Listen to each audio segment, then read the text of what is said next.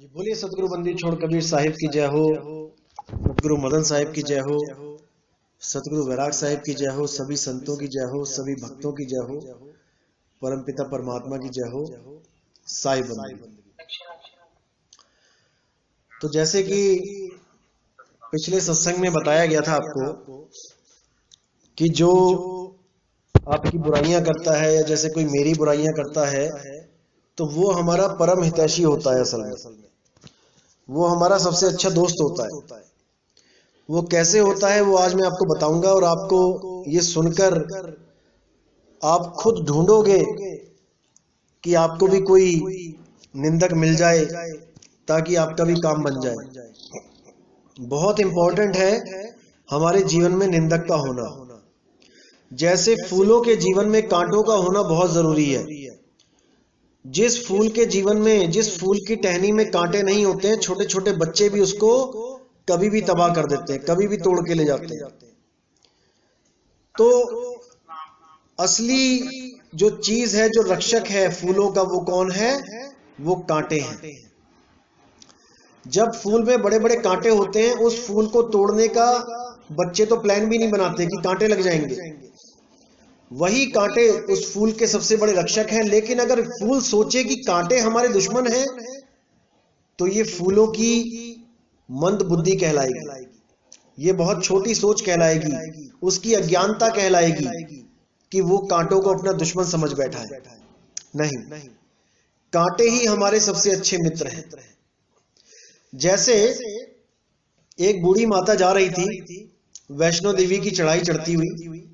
वो सोच, और उसके पास सामान भी काफी था, कोई झोला था, कोई कुछ था, अपना सामान लेके जा रही थी, कपड़े भी लेके जा रही थी। तो वो यही दुआ करती जा रही थी कि हे माता, ये इतना भार है, ये थोड़ा थोड़ा कम हो जाए, ये मुझे पता ना लगे कि ये भार मैंने उठा रखा है। अब ऐसा तो होने वाला था नहीं कि उसका भार उसी को महसूस होना बंद हो जाए। तो माता ने क्या किया, थोड़ी थोड़ी दूर पे अरेंजमेंट कर दिया कुछ लोगों का जो वहां पे जा रहे थे। उन्होंने, किसी को दया आई, माता का कुछ पोटली उठा ली, किसी को दया आई बैग उठा लिया, किसी को दया आई माता की बोतल हाथ में पकड़ ली। ऐसे धीरे धीरे धीरे थोड़ा थोड़ा सामान लेके माता को बिल्कुल खाली कर दिया और वो आराम से अपनी दर्शन करने वहां पहुंच गई। तो माता का जो बोझा उठाया, ये जो बोझा उठाने वाले थे, माता कितनी खुश हुई होगी कि मेरा बोझा उठाने के लिए कोई आ गया। अगर ये माता उनसे ही नफरत करने लगती, उनसे ही झगड़ा करने लगती जो उसका बोझा उठा के ले गए हैं, तो कितनी बड़ी मूर्खता होती माता की। तो इसी प्रकार जो निंदक होता है वो परमात्मा ने भेजे होते हैं हमारे भार उठाने के लिए, हमारे कर्म उठाने के लिए। वो कैसे उठाते हैं? एक बार एक राजा होता है, बहुत प्रतापी राजा होता है। उसने ये कसम खाई होती है कि दोपहर के 12 बजे से पहले पहले अगर कोई भी मेरे दरबार में भिक्षु या कोई साधु संत, कोई भी अगर कुछ भी मांगने आता है तो मैं उसको खाली हाथ नहीं भेजूंगा, जो मांगेगा उसको मिलेगा। तो बहुत मशहूर हो गया राजा इसी चक्कर में। बहुत से लोग आते, बहुत कुछ मांग के ले जाते, जो उनके बिगड़े हुए काम बन जाते उनके। तो एक बार साधु आया, वो 12:10 पे आ गया। अब राजा अपना राजपाट छोड़ के 12 बजे अपना बंद करके वो अपने घोड़ों के अस्तबल में चला जाता था। तो उस दिन भी राजा अपने घोड़ों के अस्तबल में पहुंचा और वहां पे अपने जो सबसे प्यारे घोड़े थे उनकी वो खुद सेवा करता था अपने हाथों से। उनको घास भी खिलाता था, उनका नहाना धोना भी खुद ही करता था। इतना प्रेम था घोड़ों से, यहां तक कि उनकी लीद भी वो उठाता था, लैट्रिन भी वही उठाता था। तो जब एक साधु पहुंचा दरबार में तो 12:10 हो गए थे, राजा जा चुका था। तो मंत्री संतरी ने बोला कि भाई राजा जी तो अस्तबल में चले गए हैं, आप वहीं जाके प्रार्थना करो जो आपको मांगना है। तो वो वहां चला जाता है और राजा से कहता है कि महाराज, बहुत दूर से चल के आया हूं, रास्ते में आपका राज्य आ गया, सोचा कुछ खाने पीने का इंतजाम हो जाए, मुझे भोजन चाहिए। मुझे भोजन चाहिए। तो राजा कहता है भाई तुम लेट हो गए, मेरा ये नियम है कि 12 बजे से पहले पहले अगर कोई भी आता है तो मैं उसको खाली हाथ नहीं भेजता, लेकिन आप लेट हो गए हैं, मुझे क्षमा करें, मैं आपको कुछ नहीं दे सकता। तो वो भिक्षुक कहता है कि कुछ तो दो महाराज, कुछ तो दो। अब आपके घर पे कुछ आया है, बंदा दरबार में आया है, आपके सामने खड़ा है, कुछ मांग रहा है, आप राजा हो, राजा धर्म के हिसाब से कुछ तो दो। तो राजा वहां पे लीद जो है वो साफ कर रहा होता है, बट्ठल में ढो ढो के उसको साफ कर रहा होता है। तो राजा क्या करता है, एक मुट्ठी लीद उठाता है और कहता है भाई मेरे पास तो यही है इस वक्त। तो महात्मा कहता है, साधु कहता है भैया जो है दे दे, कोई बात नहीं। तो वो उसकी झोली में डाल देता है एक मुट्ठी घोड़े की लीद। साधु लेके चला जाता है अपना। कुछ दिनों बाद क्या होता है, राजा शिकार पे निकलता है और शिकार खेलता हुआ जाता है, काफी दूर निकल जाता है। तो वहां पर एकदम उस राजा के घोड़े के सामने एक लीद का पहाड़ बन जाता है। जब लीद का पहाड़ वो देखता है कि ये क्या है भाई, ऐसा पहाड़ तो आज तक दिखाई नहीं दिया कभी, ऐसा भी कोई पहाड़ होता है, घोड़े की लीद का पहाड़। बड़ा चक्कर में पड़ता है, क्या है ये, है क्या चीज भाई, क्या है ये, क्या है। तो वहां पर एक साधु प्रकट होता है और साधु बोलता है महाराज आप इतना चिंतित मत हो, वो इस पहाड़ को देख के, ये आपकी ही देन है, आपकी ही उपज है, ये आपके ही कर्म है। ये जो लीद का पहाड़ है ये आपको ही खाना है, ये आपको खत्म करना है खा खा के।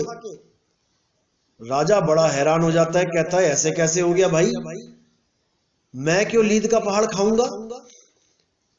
तब राजा को वो साधु याद दिलाता है कि महाराज जब मैं आपके पास आया था भूख के कारण, मुझे भूख लगी थी, तब आपने रोटी की जगह मुझे ये एक मुट्ठी घोड़े की लीद पकड़ा दी थी।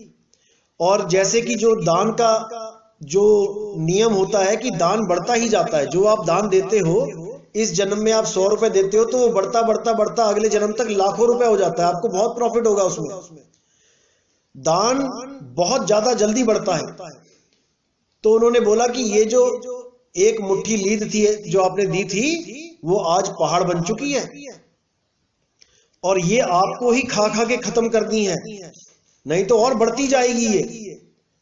अब राजा परेशान, राजा कहता भाई ये कहां फंस गए, क्योंकि कर्म भी उसी के हैं, उसी ने दिया है। क्यों दिया था भाई, जब वो खाने के लिए मांग रहा था खाना तो तुम लीद देने के हकदार तो नहीं थे, अब लीद दिए तो खानी पड़ेगी। तो राजा बहुत रोने लग जाता है, गिड़गिड़ाता है, महात्मा जी कुछ तो करो, कोई इंतजाम करो, कोई हल बताओ कि क्या किया जाए। तब महात्मा क्या कहता है कि भाई देखो हल केवल एक ही है, तुम बहुत बड़े प्रतापी राजा हो, तुम्हारा बहुत मान सम्मान है, बहुत दुनिया तुम्हें नमस्कार करती है।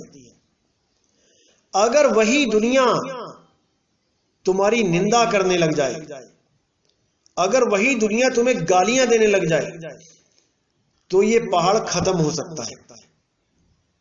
अब राजा बड़ा चक्कर में पड़ जाता है, भाई अब क्या किया जाए। लेकिन अब लीद का पहाड़ खाने से अच्छा तो कुछ भी है, मर जाना ही अच्छा है। तो राजा क्या करता है, बहुत दिमाग लगाता है क्या किया जाए, क्या किया जाए। तो वो ऐसा काम करता है कि एक वैश्या को ले आता है अपने राज दरबार में और वहां घोषणा करता है कि आज से मैं इसके साथ अपने महल में अलग रहूंगा, एक नया महल बना के उसमें अलग रहूंगा। तो वो उस वैश्या के साथ उस अलग महल में रहने लग जाता है और बिल्कुल नियम के साथ, हाथ तक नहीं लगाता उसको कभी, बिल्कुल साफ सुथरा नेचर। और हर सुबह से लेकर शाम तक उसको रथ में घुमाता है पूरे शहर में। अब पूरे शहर में उस वैश्या को लेके घुमा भी रहा है और उसके साथ अलग रह भी रहा है। तो धीरे धीरे धीरे धीरे लोगों ने बातें बनाना शुरू कर दिया।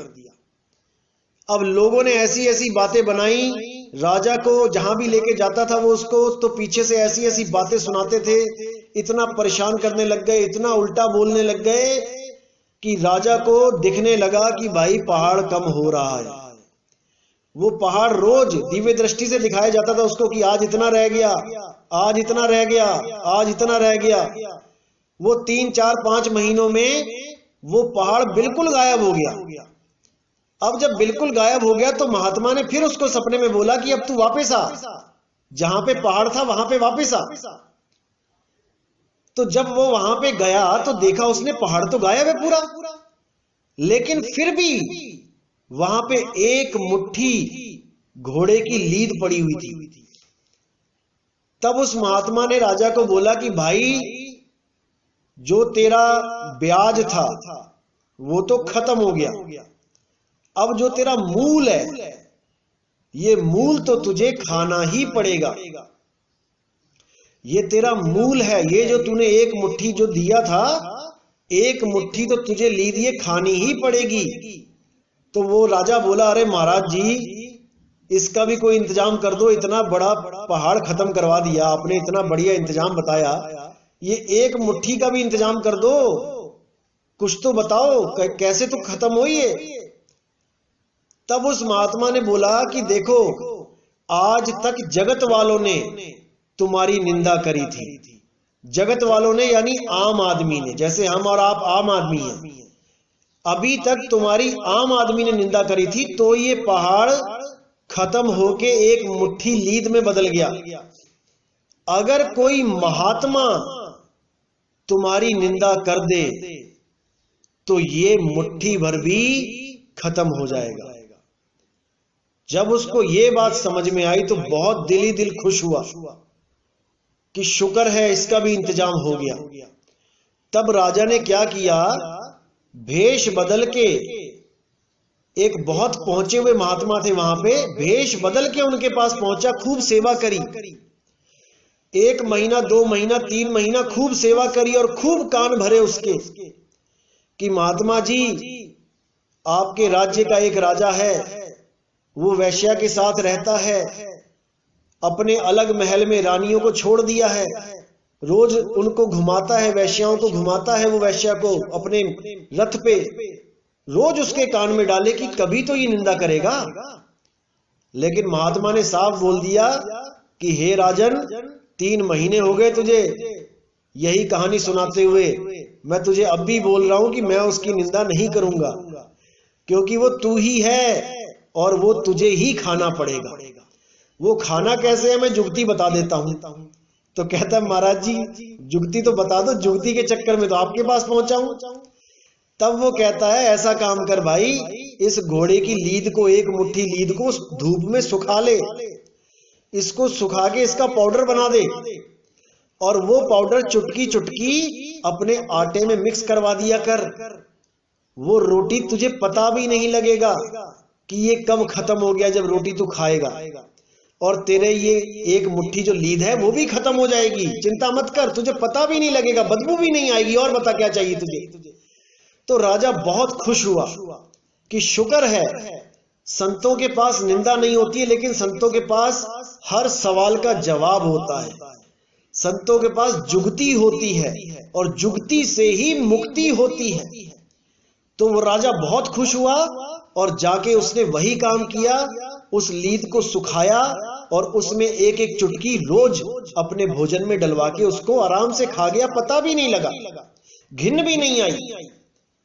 तो इसीलिए जो हमारे निंदक हैं, जो हमारी निंदा करते हैं, ये बहुत इंपॉर्टेंट है हमारे जीवन में।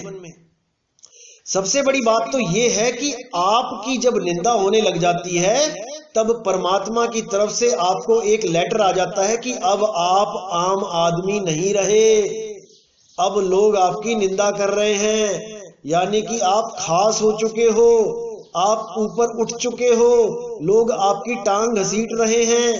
अगर आप ऊपर नहीं उठे होते तो आपकी टांग कैसे घसीटते, क्योंकि टांग घसीटने वाला हमेशा नीचे ही रहता है, तभी तो टांग पे हाथ आएगा, उसके पैर पे हाथ पकड़ेगा वो। और पीठ पीछे निंदा करने वाला याद रखना हमेशा आपके पीछे रहता है, वो आगे नहीं आ सकता। इसलिए कबीर साहब ने बार बार बोला है कि निंदक नीरे राखिए और चलिए आज्ञा माही, कहे कबीरता दास को तीन लोक भय नाही। निंदक बहुत इंपॉर्टेंट है। आज मेरी इतनी निंदा होती है, हर ग्रुप में लोग निंदा निंदा निंदा निंदा, और यकीन मानना जो भी मुझे कोई भेजता है उनके कोई बोल वचन, तो मैं हंसता हूं कि शुक्र है परमात्मा का, शुक्र है ये अपना इतना इंपॉर्टेंट काम छोड़ के मेरी निंदा कर रहे हैं, मेरे कर्म उठा रहे हैं। परमात्मा का लाख लाख शुक्र है जो मेरे घर की सफाई हो रही है, वो भी फ्री में, कुछ देना भी नहीं पड़ रहा इन लोगों को। जैसे मैंने उदाहरण दिया था कि गली में सफाई कर्मचारी आते हैं, आपका कचरा उठा के लेके जाते हैं, एक एक लिफाफा रोज भर के देते हो आप, और महीने के बाद वो आपसे पैसे लेने के लिए खड़े हो जाते हैं दरवाजे पे। हाँ जी, 1 महीना हो गया, 100 रुपए दे दो, 150 रुपए दे दो, मांगते हैं ना। लेकिन आपके घर के बाहर का जो गंदगी है, सारी शहरों की गंदगी है, नालियों में जो गंदगी है, जो सुअर होता है, कुत्ते होते हैं, गिद्ध होते हैं, गिद्ध जंगल की गंदगी साफ करते हैं। कोई जानवर मर जाता है, कोई जानवर मर जाता है जंगलों में, तो उसकी बदबू, उसके सड़ने से फैलने वाली बीमारियां, ये सब गिद्ध खत्म कर देते हैं। और आपके जो नालियां हैं, नालियों में रोज गंद पड़ा रहेगा, नालियां साफ नहीं होंगी, आप बीमार पड़ जाओगे, नालियों में ढेर लग जाएगा, ब्लॉकेज हो जाएगी। तो ये जो सुअर होते हैं, ये आपकी नालियों में मुंह डाल डाल के गंद खाते हैं और आपकी नालियां साफ कर देते हैं।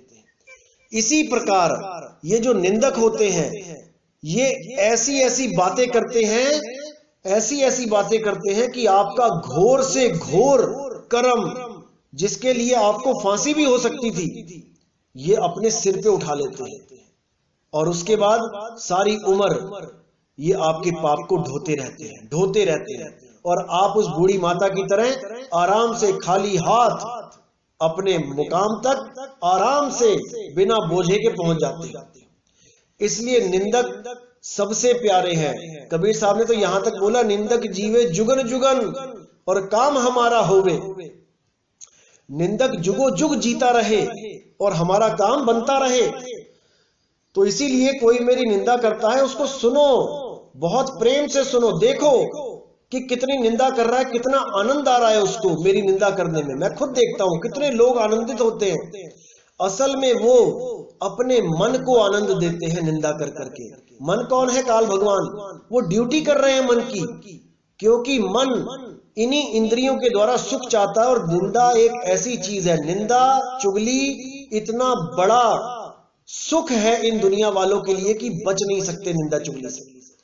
आप कहीं पर भी जाके बैठ जाओ 1 घंटा, किसी भी पार्टी में, किसी भी फंक्शन में, तो 1 घंटे में 50 मिनट केवल और केवल निंदा चुगली ही होगी लोगों की, क्योंकि इसमें महारस है। लेकिन दुनिया वालों के लिए, एक साधु संत के लिए निंदा का महारस नहीं होता। एक साधु संत हमेशा निंदा से बचता है, कभी पलटवार नहीं करता। इतने मैसेज आते हैं, इतनी लोग फालतू बातें करते हैं, मैं कभी पलट नहीं वार करता, कभी नहीं। जो बोलता है बोलने दो, हमने अपना काम करना है और अपना काम करके यहां से निकल जाना है। हमने किसी से कुछ नहीं लेना। जो हमारी निंदा कर रहा है, जी सदके है जी, परमात्मा की दया है कि उसने ये काम अपने आप अपने सिर पे रख लिया और हमारी निंदा कर करके हमारे सारे कर्म ढोता ही जा रहा है।